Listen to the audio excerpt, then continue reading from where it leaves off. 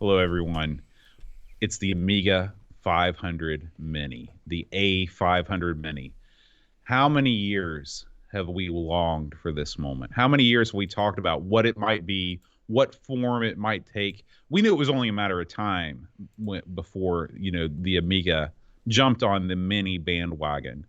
And now it's here. Now we know something about it. The question is it what we wanted? Who is it for? And are we going to be getting one? So, Yes. Aaron, I We guess sh- we should probably start by talking about exactly what we know so far about the A500 Mini. a good idea. We'll just go over the particulars real quick here, Bo, just so we can get this out in the open here. So, what you've got here is a miniaturized version of the Amiga 500, a little plastic version that has a keyboard that is just molded on. We'll get that out of the way. And this is to include 25 classic Amiga titles, not all of which have been mentioned yet. This emulates not only the Atari 500 but the 600, the 1200 as well, right across the board. You can save and resume progress at any time. Boat. This will have a 720p HD display at 50 or 60 hertz, depending on where you are at and what you set it for. Multiple scaling options. It will have virtual keyboard support, which that'd be pretty obvious since the keyboard doesn't work. It also has USB support, keyboard support, and it's got USB ports in it and upgradable firmware. Mm-hmm. It also not only does it ship, not only do you get the console itself, you also get a USB mouse and a USB joystick, a gamepad that is both are fashioned in the true Amiga tradition. Right. Boat. That means that the mouse looks like a tank mouse and the gamepad looks like a CD32 controller. Yes. I wouldn't say it looks exactly like a CD32 controller, but It it's looks a lot more like a close-ish. CD32 controller than any other gamepad. That's true. That's absolutely true. And I will say that's not the worst controller to emulate. It's not that controller gets a lot of flack, but I think it's pretty good. This also runs on the USB-C power standard, so they've modernized that. Basically, if you're familiar with the C64 Mini that was out, I guess probably about 5 years ago, then this is just pretty much the exact same thing in an Amiga 500 shell. In fact, Boat, I wouldn't be terribly surprised if the hardware in this is very similar to what's in the C64 Mini, just because that sort of hardware is flexible. And of course, the Amiga has been fairly well emulated for quite a while, and I'd wager that what they've got in here is something that's based on traditional Amiga emulation, especially considering that Cloanto is heavily involved in this, and of course they're behind the very popular Well, Amiga we, we, Forever. we don't know how heavily involved Cloanto Well, is in their this. licensing is involved. Cloanto has licensed the Kickstart ROM to these guys to make this thing. We don't know how involved Cloanto is at all. Well, they were involved in the C64 as well. So I mean, they're definitely working with them in some capacity. Are they just providing ROMs? You're right. There's no 100% assurance, but I would be surprised if some of what Cloanto has been working on for all these decades isn't involved, because the emulation of the Amiga is a much tougher nut to crack than the C64, I'd wager. Yeah. Don't you think? Now, well, I wish I could say yes, because what I'd love to see is Cloanto update Amiga Forever to make it look like the UI that's been released on the trailer. So there has been a trailer that has been released for this thing, and it basically shows you what the UI is going to look like. It's very plug and play, very, I would call it casual gamer friendly, and that you don't, of course, you're not going to be dealing with Workbench. You're not going to be dealing with anything that you have to type. You have a menu of games. You have save game features that look very similar to the slots that are in the Nintendo mini consoles. And if Cloanto was behind this, It's sort of a shame that they are somewhat clunky text-based UI that they continue to use for Amiga Forever still continues to be a thing, and they kept this under wraps for this thing, which leads me to believe that they aren't, in fact, the designers of this UI, that they are basically just they're licensing the ROMs, and then they're letting the guys over at Retro Games Limited come up with the UI. I'm going to disagree with you there, and I'll tell you why. Because the newest version of Amiga Forever has a much better UI, and they even have a version that's all picture based. So they've come a long way with their UI over the previous version. Now, Okay. was it one that I think is as good as, say, the carousel on the C64? I don't, but I think it's nice, and I don't think. I think the people that brought the C64 out, I think it was universally agreed that carousel was a good UI, and I think if they stick to that as a front end, they'll be golden. Plus, you got to think there's a lot less. Cloanto's Amiga Forever often will handle many, many hundreds of entries, where this one won't handle nearly as many. Now, we should also mention it's been determined that this will have full WHDLoad support. Right. Boat. And for those that aren't in the know on that, what that means is the Amiga has a way of basically emulating games over the system that's I'm not gonna say foolproof, but it's a very painless way to play them without having to wait for load times and stuff. It's a much better way to do it. And most games on the Amiga are supported. All the big popular games are pretty much supported with WHDLoad. So I like the fact that because if you'll recall, when the C64 Mini came out, it did not have a native way to add games without a bunch of hassle. You had to go through C64 DOS to do a bunch of crazy stuff. And I remember there was a time before the firmware came around that people had devised all these crazy systems to add multiple games to a thing. So eventually they really firmed up the C64's carousel and with the ability to add your one's stuff. And so one's going to assume that this will be a similar sort of affair where they will seam up. Now, with all that said, Boat, I mean, that's pretty much the long and short of it. I mean, to summarize, small plastic box with a gamepad and a mouse that will let you play 25 Amiga titles. Right, right. Now we need to talk about what they're offering this thing for sale for. Yes. So this is going to be on sale I would imagine that this thing is going to come to the United States because they list the price in pounds, euros, and US dollars. Yes. Right off the bat, they're only releasing it in Europe. And the price is, why can I not find the price? Do you have it up, Aaron? I believe it was $139. Okay. Boat, as I recall, which is it's a lot of money. 120 pounds, Mitsuyama saying. So I believe it was 139 American dollars. That sounds right, yeah. So you're paying a good chunk of change, basically, for this thing. And especially since you're playing for 25 native games. And if you add your own, if you can add your own WHD loads to this, then you probably know your way around Amiga in the first place. Wouldn't you agree with that? Yeah. And I think that they're trying to thread the needle here between making a system that's easy enough for somebody that either had an Amiga when they were a kid and have not revisited it, or somebody that's brand new to the Amiga. They want to have something that they can plug in and get into a game as easy as you can on the other mini consoles. But at the same time, they're catering to the more advanced user that is familiar with WHD and can put their own games on there. So I think it's definitely a killer feature to have WHD support natively right out of the box. I think it's almost a must-have feature, to be honest with you, because what you're asking here is, I mean, granted, this comes with a mouse that the C64 did not come with a mouse, so there's going to be an added expense there, but this is a very expensive item for a Mini. I mean, do you recall what the Super Nintendo and the NES minis? They were going for about $80, all of those bucks. they were well under $100. Right, and those came with a lot bigger titles, a lot more well-known titles, and a lot more titles. How many do you recall the opening volley of titles on those machines? It was definitely I want to say it was more than 25. I wish that I had that information right off the bat, but what Nintendo had on their side was the economics of scale. I Yeah. have a feeling that they were cranking those things out by the millions. I don't know how many of these A500 minis are going to go into production, but I have a feeling that probably has something to do with the price. Not to mention the fact that including things like the mouse and the joystick. I mean, as long as they are quality things, that adds a little bit to the cost too. You notice that the classic Amiga logo, the Boing Ball, not present on here.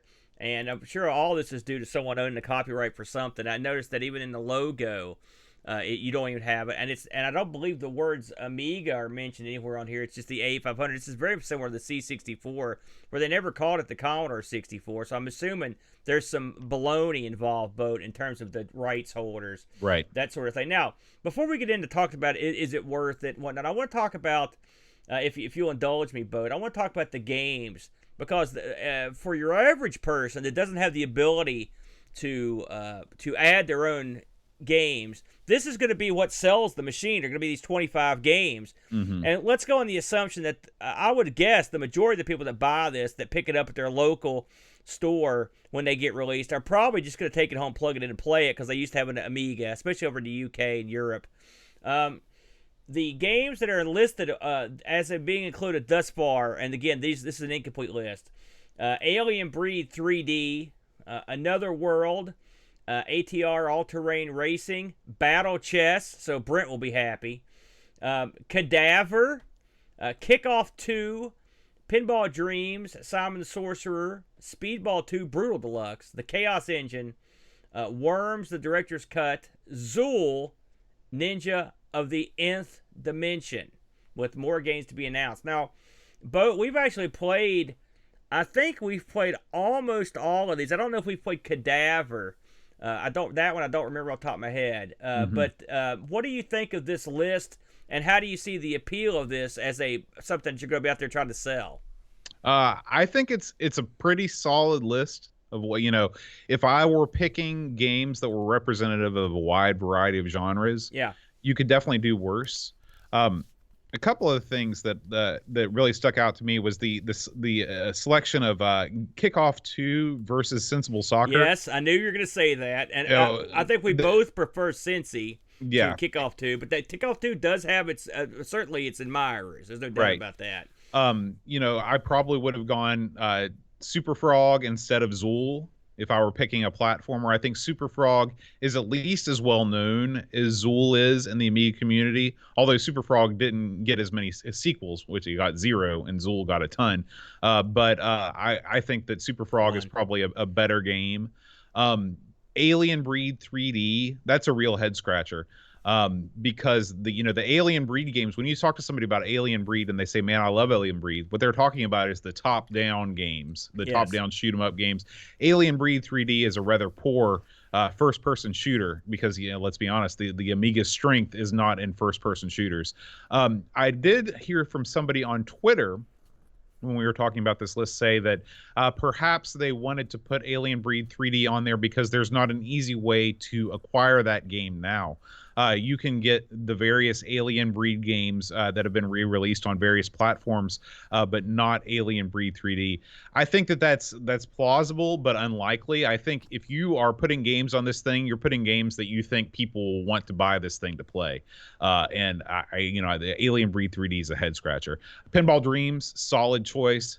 Simon the Sorcerer, solid. Speedball 2, I mean, all of the other games, except for Cadaver, because just like you, I can't remember what Cadaver is.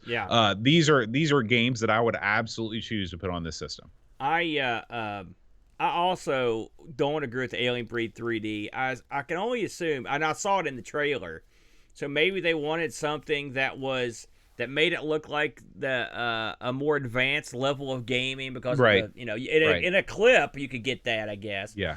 The one thing I think of when I look down this list, though, is that if you look at all these games, a good chunk of these games were available on other machines, and that, which it's okay. But even stuff like Zool was widely available, and including machines that were popular in the UK. A lot of these were, but I mean, I don't know if that matters, but it's Mhm. there. Well, I I, mean, almost all these games were available on other that's what platforms. I'm saying. Yeah. Stuff like Simon the Sorcerer, I don't believe that one ever got out of there. Maybe on the PC or something. I think that's a real good choice, by the way. That really that really scratches an itch that a lot of people would have.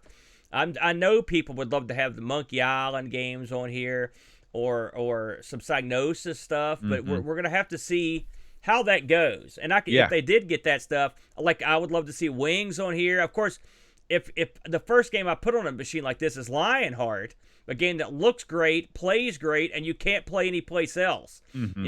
I think it would be a great. Another one would be, like I said, mentioned Wings. There's some games that you can't play any place. But I mean, again, it all comes down to rights holders, and sometimes even if you can find who owns the rights, I'm sure it's a tangled mess when they try to go through these. But I think they chose pretty well. I mean, Battle Chess. I don't know about that one. I mean, it's I mean, famous. it's a famous game. It's definitely not something that I go back to a ton, Yeah, but I can see why they put it, because I think that they wanted to have different sort of, representative games on here. So, yeah, I um, agree. I agree with yeah, that. I it'll be interesting to see, when this mythical later date arrives, what the other games, and I'm sure, if I were Retro Games Limited and I had a release date in mind, I would have done this differently. How would you have done it, Bo? I would have released 5 at a time, once every 2 weeks until the release date. That's how you build excitement for a product. You say, okay, Pinball Dreams, Simon the Sorcerer, Worms, and Another World. These are the games that we've announced. Check back in 2 weeks. We're going to announce 5 more games. That's how you keep the conversation going on social media. That's how you keep fans involved, and that's how you fuel the fear of missing out that drives all the the pre-orders on all these systems anyway. People, they want to be part of the zeitgeist, and you build that zeitgeist by just by dripping these releases out. So I don't Yeah. know if that's their plan, or if they're just going to drop the last 15 or whatever on closer to release date. You know, a game like Worms, which I saw when we didn't really discuss this on the list. Worms is still around, as we know. Team 17 is still around, and they've made 1,000 different iterations of this. Are people going to go back and play? Do you think this original, the very early Worms, is going to get any play with so many of them still out there and coming Oh out? yeah, I'll tell you So? why. Because the director's cut still has the old style graphics. I'm pretty sure. Well, but The they first. released many of those old style games. No, they didn't. They changed the art style, I believe, at the time right after the director's cut, and then it never went back. Oh, you mean you? I thought you just meant 2D. You mean the actual No, literal art style? right. I never paid much attention, to be honest with you. I Oh didn't my even gosh, notice that it. I noticed that all the time. Yeah. And the thing is, I mean, again, you can play any of these games any way that you want. What you're getting with this is a nostalgic package of what these guys hope are your favorite games, and get you excited enough to buy this thing. That's the point of this list. And I think for the people that are into this, the question is, and I think we should probably move to the next part of our discussion is, Right?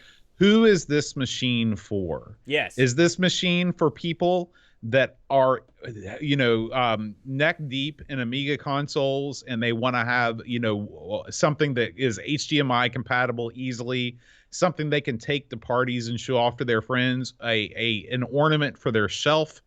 Or is this thing for people that don't know what an Amiga is, or just have some passing familiarity with it? Well, clearly, you know as well as I do, Boat, because we've talked about these minis ad nauseum. It seems like there's one every, and you and Neil also have talked about it, and I'm sure you'll talk about this too. Absolutely. But you're gonna sell a ton of these to people that already have Amigas. All right, why? The same reason that people that have Super Nintendos bought those. It's because it's a cool looking gimmick. Put up on your shelf, got the box, looks cool. Maybe they never even open it, right? Mm-hmm. Are these going to appeal to people that aren't really into computers? I think in certain parts of the world, the answer is yes. Will they appeal at the price they're asking? That's the bigger question, because they are fairly expensive. And again, you don't get as many games you did with the C64. But I mean, there are obviously any place that there's nostalgia for the system. I think you're going to get some action. Well, let me tell you one thing that really sets this apart from the other every single other mini console. All right. And that's the price of the original hardware. The Super Nintendo, the C64, you can still pick these things up for a song. Yeah. The Amiga is not like that. It's hard to get any Amiga for the price of a Mini. Yeah. It's not hard to get a Nintendo Entertainment System for the price of a Mini. That's an excellent point. And it's funny. I looked at some of our old conversations when we just sort of hypothesized what the Mini would be like and whatever. And it didn't take a rocket scientist, right? And we both, I can't recall if you thought we were ever going to get one, but I thought we would, but I didn't think we'd ever get one in the States. And I actually hope this gets released here, and I'll tell you why. And I don't necessarily think they would sell a ton of these, all right? But maybe they would. I don't know. But for people like us, how long did we struggle before we actually got proper Amigas, got the whole setup and everything? It was a nonstop pain in the butt to do anything. It was a living nightmare. Yeah, and so a living nightmare. So here you've got an entry point that's effectively, you don't even need a keyboard. You can sit on your couch with a joystick or your gamepad, use a virtual keyboard. You've got access to all the WHDLoads, and let's face facts.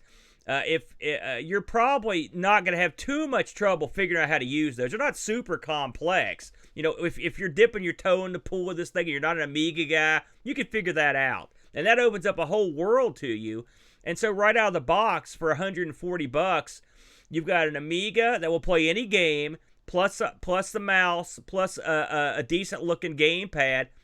It's not a bad deal. Plus it hooks up to HDMI. Where was that? Our Amiga 500 wouldn't do that. That's for darn sure. Yeah. We tried like every wacky thing in the book. Plus, you don't have to fight the NTSC PAL situation that haunts us continuously. It's so in a lot of ways. I think it's pricey, but you bring a valid point up when you say it's pricey, but it's nowhere near what you would pay to get going with an actual Amiga. And is one thing you can't say with the other minis. Right, because guess what? Point. You might be able to find, especially if you're in Europe, you might be able to find an Amiga 500 for $100. But by the time that you get all the doodads to hook that up to your flat screen TV, guess what? You're going to be paying more. Yeah, and if you're in America, good luck. Good luck, because we don't have SCART here. Yeah. So someone mentioned, yes, you will be able to hook a USB keyboard to this. USB controllers. I going by how the C64, how compatible it was, I don't think you'll have any problems hooking up your various devices to this. Now, there's one other question I want to hump on, and I think this is sort of important, Boat. So, we had the C64 Mini, and it was out a couple years, and then the C64 Maxi, or just the C64 came out, which was the fully envisioned C64 with a working keyboard. It was a real nice unit, a full-size computer. Do you think we're going to see that with the Amiga, and do you think it's something that will cause people, now that they know how these guys will operate, is that going to keep people from buying the Mini in favor of the full-size unit? And then what do you envision as a cost for something like that? Okay, to answer your first question, no, and I'll tell you why. Okay. Because the guys over at Retro Games Limited, or whatever they're called, they know what they're doing. Yeah. Okay? They've established a pattern, and the pattern is this. You release the small thing, everybody buys the small thing, and they say, as a response to this great outpouring of people buying our small thing, we're releasing the big thing. Okay? Amiga fans saw what happened there with the C64, and now they're going to be like, man, we want the big thing, so we're all going to buy the small thing. Because here's what we know about Amiga people, Aaron. If there's one thing we know about Amiga people, is that for the most part, they are free with the money. They're free with their money. They're not afraid to drop some bucks on accelerators. They're not afraid to drop some bucks on vampires. Yeah. And this thing is like pocket change compared to those things. That's true. And so if the end goal is to get the Amiga Maxi, and the way to get to that goal is to buy, make a small investment in the Amiga Mini, and even if they never use that thing, just to have a USB mouse that looks like a tank mouse, have a CD32 controller, which aren't cheap, by the way, if you're looking to get into the CD32 controller market. If you want something that's not exactly the same but gives you that same sort of nostalgic feeling, this is the way to go. So I fully expect a A500 Maxi to appear probably next year, the year after next, probably the year after next, because this thing isn't coming out until 2022. Yeah. And people will not complain. They'll buy the Amiga 500 Maxi and they'll say, yes, our plan worked. And Retro Games Limited says, yes, our plan worked, as they drive their Lambos. Yeah. So, yeah. Well, do you think they're driving Lambos? Wow. listen, man. No. So do you want to throw out a cost that of something like that? Because you're talking. This is a pretty large endeavor. I don't know if it would cost any more than the C64 Maxi did, but I'd say it's in the same realm. What did the C64 Maxi go for? I can't remember. I don't know. I've never seen one for sale. I would envision. I would envision the A500 Maxi to probably sell for $200. There you go. That they just said it was the Maxi. It was just $200 right there for the Maxi. So I would say more. And again, strictly on the basis that there's a little bit extra with the mouse. And so I'm going to say somewhere in the ballpark of $230. I think that's way. I think that's. I don't think the mouse is adding anything to the cost. Well, also there's other operating expenses and what. I just think the prices are going to be up from the C64 Maxi due to the COVID and everything else. I think that's part of the reason why it's so much more expensive now. I think because it's more expensive to operate than it used to be, and so I'm going to guess we're going up into the $230 range. Yeah. Now, several people have asked about whether that we're going to have this thing is going to ship with a laser mouse or a ball mouse. I can almost guarantee you with 100% accuracy they are not manufacturing new USB powered ball mice. I would be stunned if this I would be in fact I would be appalled if I'm honest. That would almost make me want to send it back if there was a ball mouse in there. Yeah. There would be no I have a ton of these old mice and the last thing I want is the USB equivalent. No. And here's the thing, if they were going that route, they would talk about that in the marketing material because that's so wacky. It's so wacky they'd have to mention it. So, I want to ask you both as we're, what do you think? I mean, I think we agree on this, but I want to ask you, what do you think? Do you like this thing? Do you endorse it? Well, I endorse it for people that they're marketing this to, which is you're either a total Amiga mark and you've got a bunch of Amigas and you want to have a cool little Amiga that you might fire up every once in a while on your big screen TV, but most of the time it's going to sit in a prized place in your office or in your game room. You're going to be able to look upon it and smile, okay? Or you're somebody that's dead set on making the A500 Maxi happen, and you see the route to the A500 Maxi as buying this thing, okay? If you are somewhere, and then if you're somebody that has a passing familiarity with the Amiga, to be honest with you, I don't know how big the market is for people that had a passing familiarity with the Amiga that moved on to other things that want to revisit the Amiga. You see people all the time online who are in that boat, but a lot of times they end up going the original hardware route or emulating. And so that fits. I don't know if that pot of people is as big as just the ultra enthusiast Amiga crowd. What do you think? Listen, I think for the reasons I mentioned earlier, that this is not a bad pickup for the casual person. People are holding out for the larger version of this, but if you're like, I've got a Mister sitting here, all right, as you know, and I just ordered a Raspberry Pi 4, so I'm gonna have one of those. But at the end of the day, if I can buy a gimmick, okay, and it sits near my TV, and I've got a gamepad that emulates a keyboard on all the games and it works, and I've got WHDLoad, and I can just sit back on the couch and not have to touch nothing, that's not bad. That's not a bad. And we both have Amigas. We're both bums. We both like to sit back on the couch, sort of like a Super Nintendo, right? That's one of the selling points we talked about. I like the idea of having a console experience with the 500, and this is not the worst way to pull it off, frankly. So I like that. Will it appeal to collectors? Yes. Will it appeal to people that are curious or want to fund the next one? Yes. Will they ever bring it over here? I'd say I don't see why they wouldn't, because effectively I think they're just going to be shipping over the same thing with a setting changed. so I don't see a reason why they shouldn't do it. I think I like this thing. I think I Okay. always liked it, to be honest with you.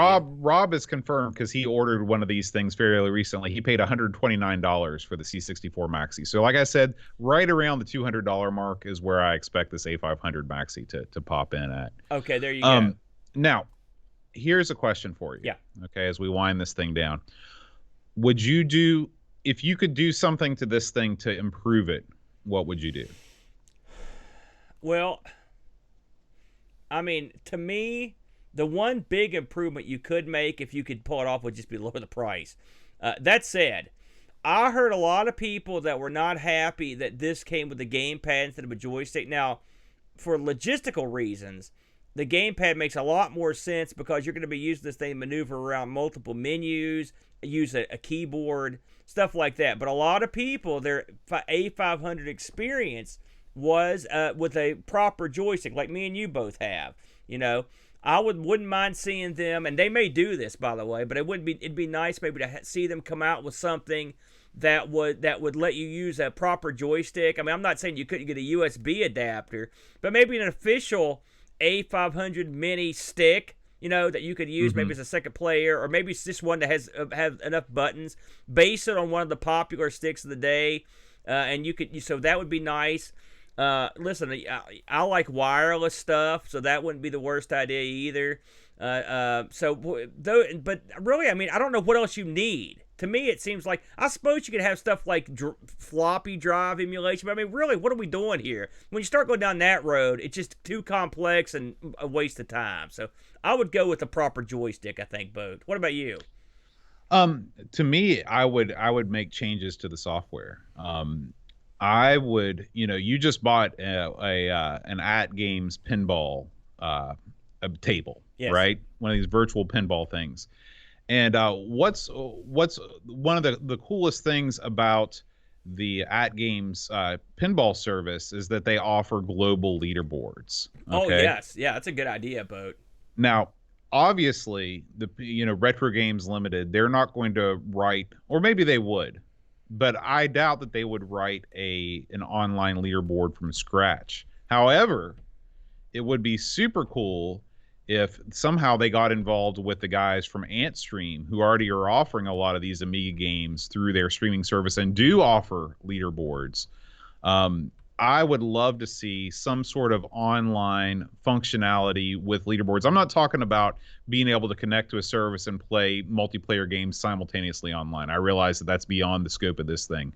But just having some sort of a Wi-Fi module on this to where it can phone home to some server and just pull down lists of scores where you can see global high scores on these games. I think that would be awesome. Which I think it's amazing how far high scores and how much fun it is to compete like that. And it goes a long way. We asked before we came on the air, but I just asked if anyone had any suggestions of what they would like to see on this thing, or maybe the kind of games they'd like to see. I think I'm going to go through a few of these if okay, man, you're cool with that. So Jason Warren chimes in. He'd like to see Turrican 2, Cannon Fodder, and Defender of the Crown. I think those are all pretty good choices. Defender of the Crown, of course, doesn't offer a whole lot of added gameplay elements, but still, it's got the name. I guess it's sort of like having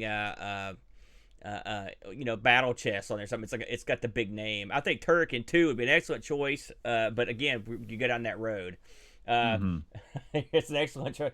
HSE Ken asks, does it come with Octatracker? No. I'm afraid you have to get that. But Octatracker, very famous music program. That would be fun to have on there. I see a few people who have chimed in that tell us that Kickoff 2 is actually better than Sensible Soccer. That's an opinion. I will say it's faster. There's no doubt about that. Ricky DeRocher says we need to have Pirates or Wings on there, and Lemmings. Also good choices. Yeah, Lemmings is a surprise. I want to say that are there any Psygnosis games in this compilation at all that you see? I don't think so. And I think with Sony may control that whole library. I don't know who owns all Maybe that. So. Maybe so. Yeah. You're pretty much boned. Right. Jason Warrens also mentions that Battle Squadron would be good. I agree. That is a great game. Picard mentioned that there's no Shadow of the Beast. Again, we're going back to Psygnosis here. If they don't get Psygnosis, now granted you can add your own stuff, but if they don't have that stuff, that's one of the biggest publishers. I know you're not the biggest fan of them, Boat, but well, I like them more than Bitmap Brothers. I mean, let's be honest, those guys are the worst. Listen, don't give me that.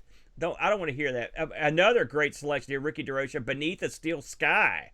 That would be a great addition, Boat. And that's pretty much a game that's sort of always mentioned with the Amiga. We covered that a while back, and a very moody, beautiful game from back in the day.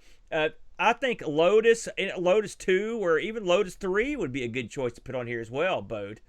You've got to put a Lotus game on here. I mean, it seems to me, from what little I know about the software rights situation, those games seem like, because as far as I know, like no major corporation like Sony owns those rights. Well, Gremlin, I believe Gremlin. Obviously, Gremlin kept going, so they probably. Right. It's funny, the most successful game makers on the Amiga all got picked up by people that are still around.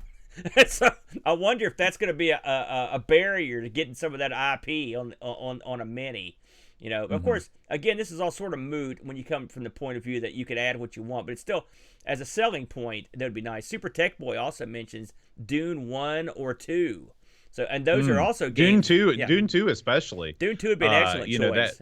That's the game that started the RTS genre. But so there's definitely room for improvement, and it is sort of weird. I mean, don't get me wrong. I like the fact that they're making this WHD compatible out of the box, but if you're looking to really milk this thing for all it's worth, releasing packs of games on a seasonal basis is not the worst, idea in the world. Say we start out with 25, and every couple months, again, all it takes is a little Wi-Fi dongle inside the single board computer that this thing is running a Amiga emulator on to be able to phone home and say, for $5 you can download another, 10 or 15 games.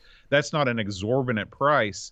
And you're making more money than having people, just transfer games from, WHDLoad from their computers. I'm not saying you shouldn't be able to do both, because there are tons of people out there that don't want to go through the hassle of, moving games from their PC to their Amiga and would gladly pay $5 for another 10 games or so every 3 months, especially if you're including those big name titles. One thing I've learned from having this, the At Games Legends pinball machine, I think, there are two different ways of thinking on a product like this, right? You've got the way that they did it with this DC64 in terms of just like they allow you to add your own stuff. It's pretty much open. You get it. There's no connectivity with the internet. But you take it, you play it. It's a done deal. The other way, which is sort of what you were talking about, and it's the way Legends Pinball does it, is sell games in packs. And have an online store, have some sort of availability of high scores or content that you can get. And there's a lot to be said for that as a method of making money and going forward. We talk about the Amiga as a living thing with products still being made for it right now.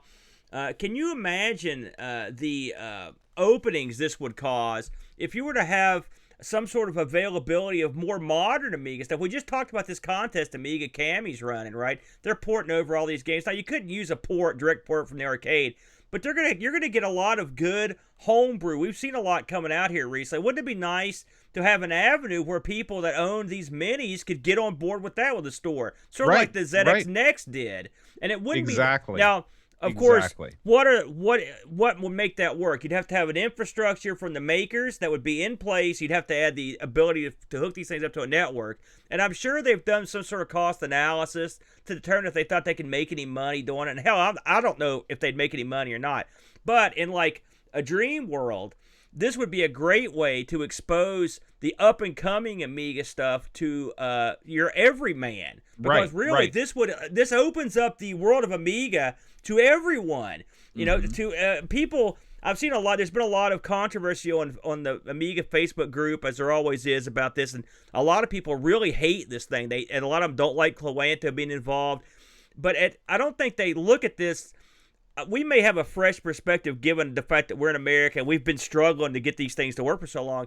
If you are someone who just would like to explore the Amiga library without a bunch of rigmarole and video issues and trying to get hard drives set up, this is a perfect way to do it. It's a great way to introduce people to the Amiga and get them hooked. Yeah. And here's another thing too. You are self-admittedly about as cheap as they come. Okay. Thank you. But when you bought into the old At Games virtual pinball table, you suddenly, because you saw a product that you thought was quality and you thought that people actually put some soul into, you became on board with actually spending some cash because you liked what they were doing and you wanted to support the movement. Absolutely. Okay. Yes. And this could be the moment for the Amiga. Yeah. Where, how long have we been waiting for a quote unquote new Amiga? Okay. How long have people been waiting for to get behind something that is new, that has the Amiga name on it? And if you come out with, a system that has stuff like online community features, like high score tables and stuff like that, with, every couple months we release a pack of games that are the hottest new indie games, and bundle them up together, just like the Evercade does. Evercade's great at this, where they'll release a cartridge with all of the hot indie games on it that everybody's playing these days. And are they cheaper? Yeah. Are they cheaper than buying them on itch.io? Probably not. But people like the fact that they can get a curated list, a curated group of games that they know is good, that's sort of the new hotness. If you could do that with the Amiga, turn that all into this package where it's like you're not buying this hunk of plastic that plays Amiga stuff. You're exploring this new future where the Amiga is still a relevant thing. That's powerful. That's powerful. Yeah, and unlike that particular product, which I know it has definitely people love that thing, but as you mentioned earlier, the Amiga was such a high startup cost and difficulty, and you've got something this simple. If you could add some sort of connectivity to it, and maybe this is something they could think about putting into the larger version. Yeah, maybe this could be something coming with the Maxi. But sure. I mean, it would be great. It would be great to see a company think about the community when they put out a product and maybe, just maybe, contribute to it. That wouldn't that be something novel? Right. We will see what happens. And the funny thing about this boat, and we can close right around here. Here's a company that has gleefully and willingly let you pirate all the software you want on the Amiga. And what we're proposing is a model where they make money and people get paid. Who'd have thunk it, Boat? We've come full circle, my friend. It is. It's an amazing thing. All right. Well, we hope you've enjoyed our thoughts and the chat's thoughts on the A500 Mini. If you have thoughts of your own, please feel free to respond in the YouTube comments. We'd love to read those. And who knows, as more games get announced, maybe more features get announced, we may do a volume 2 of one of these little talks. And as updates arise, we'll report on those for sure.